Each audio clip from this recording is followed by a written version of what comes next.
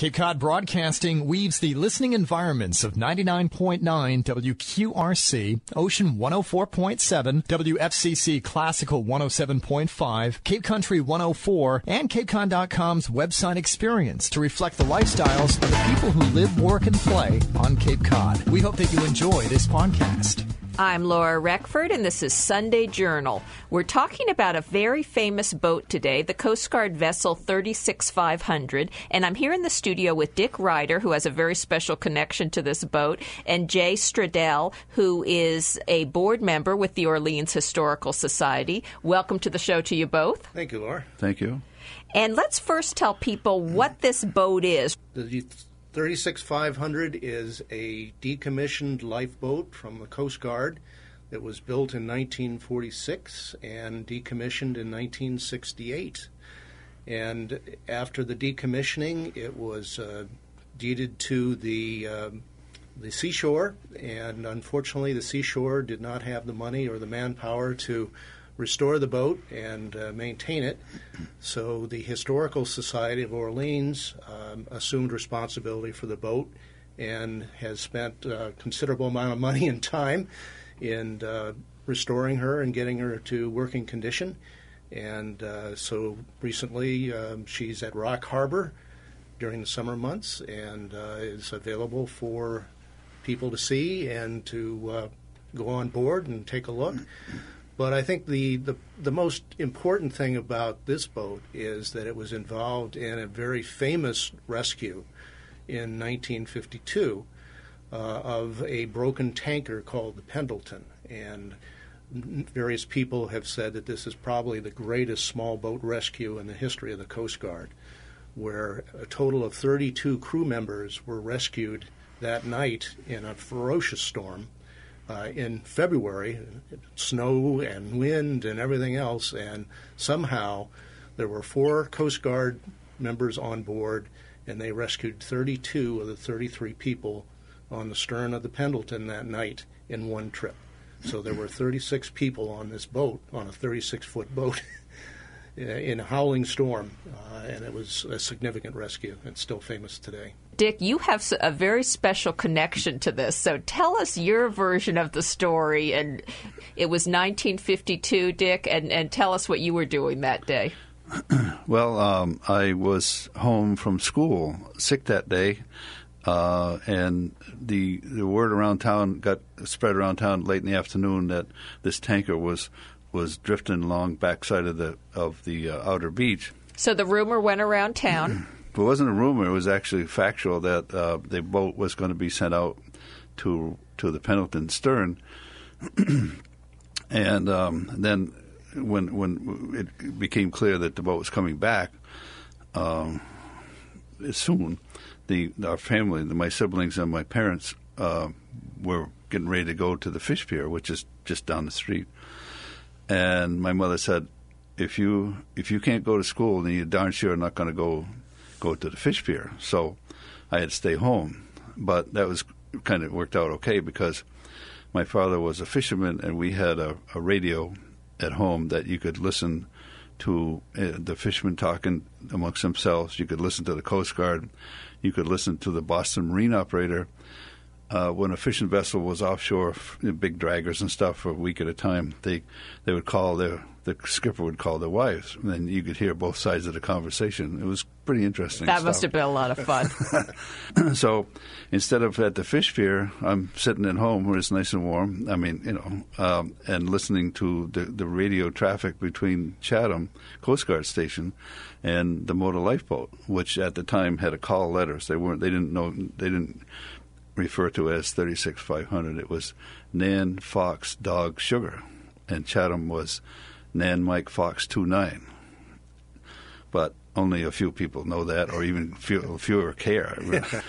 And there, when the boat came back, of course, I was not there, but the radio traffic stopped, and then people came home, and then there wasn't, I didn't hear too much about it until a few days later. The word around town was that the Coast Guardsmen were disappointed that they didn't take all of the survivors off the ship. They missed one, and I think still to this day, the remaining crewman, Andy Fitzgerald, still has nightmares about that. He's in his 80s, but he said he'll never forget it. Now, this was an incredible thing to happen just off the coast of Chatham. The townspeople must have really been talking about it. Yeah, it was, I think, the same night as the town meeting. And so the town meeting was pretty much abandoned when people found out. They left about 20 minutes to 6 from the fish pier. Had to row out to the boat. It wasn't tied up to the dock or anything. Start the engine, go down the harbor, and go over the Chatham Bar. And we know that has very special challenges to this day. Well, my dad fished out of Chatham for 56 years, and he had incidents where you'd break windows. One time he took a sea, and the cabin top lifted up, and he was a practical guy, and he was at the time taking out fishing parties. And I said, "What did you do?" Well, he says, "I knew that the conditions were going to be better when we came back, so we just got some line and tied the cabin top down and made the day of it." He died at 98, almost 2 years ago, and we figured he had gone over the Chatham Bar 22,000 times. Well, it was only 11,000 trips, but he had to come back, you see. Sure. I remember going fishing with him as a kid, and I just thought this is what all kids do, you know. I didn't know that he waited until the right sea conditions before you go over the bar, and looking back on it, it must have been he grew up doing this stuff, so it wasn't anything unusual. He just was cautious, you know. And back in the 30s and 40s, they were navigating with a compass, a watch, and a tachometer, the RPMs on the engine, and you just go for a certain number of minutes if you want to go to the lightship. One day it was thick fog, as it is foggy in Chatham a lot, and he's looking at his watch, and we're steaming along. He shuts the engine down. He said, "Well, we got to be pretty close to the ship. Right in front of us, this big thing says Pollock." I mean, like you could read it. It was the big letters, you know, white letters on the red hull. He said, "I guess that's close enough." And then we turned sharply and went on to another course. So he was a good boat handler. But Bernie was also a good boat handler, Bernie Weber. And in the book, The Finest Hours, there's a quote in there about my dad saying, you know, complimenting Bernie on what a good boat handler he was. The boat was only 6 years old at the time, and the engine was a gas engine, which, because of the design of the boat, the gas engine operates on a carburetor, and the carburetor float gets stuck, and so there's no fuel, the engine dies. So that added to their problems going over the bar. But I believe that the tide was going out at the time that Bernie went out, and it hit the waves coming from the east, and they made this big, steep conditions. A couple hours later, the tide may have been slack or maybe even been flooding. So things in the book, they mentioned that the seas had calmed down quite a bit. So that must have something to do with it. A little bit of luck playing a role there. There was a lot of luck in the fact that going out for this rescue, the 36-500 actually had windshield broken, and the compass was dislodged, and therefore Bernie had no compass.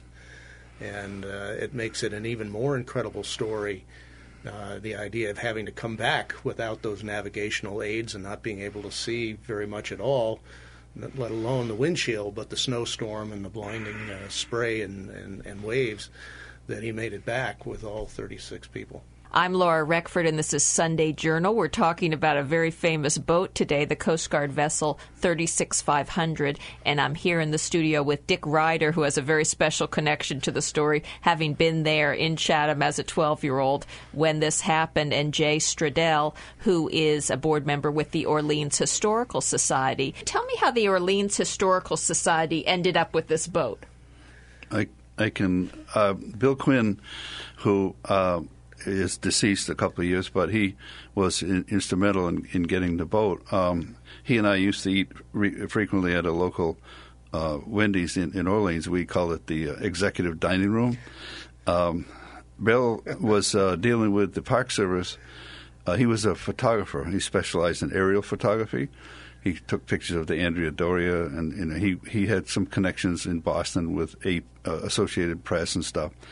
Anyway, the Seashore was looking for some aerial photos, and he's up in Wellfleet at the headquarters talking to the people, and he looks out the window and sees this 36 motor lifeboat. Didn't say 36,500 on it. He knew what it was. He said, "Oh, that's the gold medal boat," because that's what we call it, the gold medal boat, because the 4 crewmen got gold medals.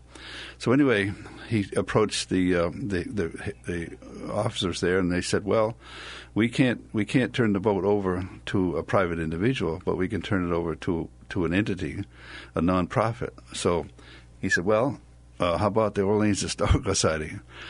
So, but he asked the Chatham Historical Society also, "Are you interested in that?" The president at the time, Joe Nickerson, said, "We don't want any damn boat that's it's gonna be expensive." So no. So they wound up turning it over to the Historical Society, and this has been documented. We have the papers. They finally found them in the files, and that's how it happened. So that was in 1981. Right.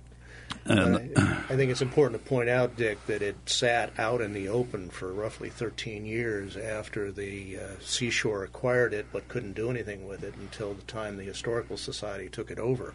So she was in pretty bad shape when we got it. And so the Cape Cod National Seashore had control of it for all those years. For all those years, correct. Well, there was a lateral transfer between government entities. The Coast Guard could easily transfer it to another federal agency without going through any bidding process or anything like that. And in 1973, I had written the Park Service in Wellfleet asking them what they were going to do with the boat, because I knew the story and I knew it was still around. And they said, "We're going to restore it when time and funds permit." They still have a problem with inadequate funding today, but that's not their fault. That's the way it is.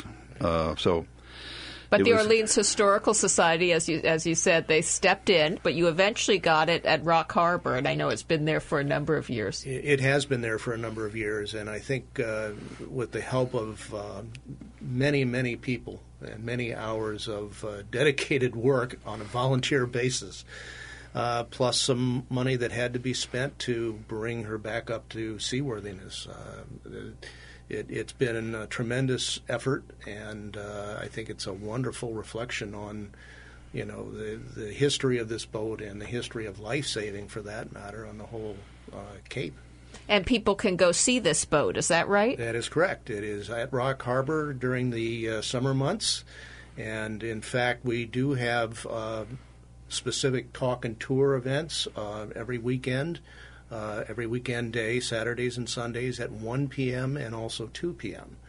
So all you need to do is drive to Rock Harbor, and we'll tell you a little bit about the boat. One of either Dick or one of the docents will give you some brief history and invite you aboard and have you look around.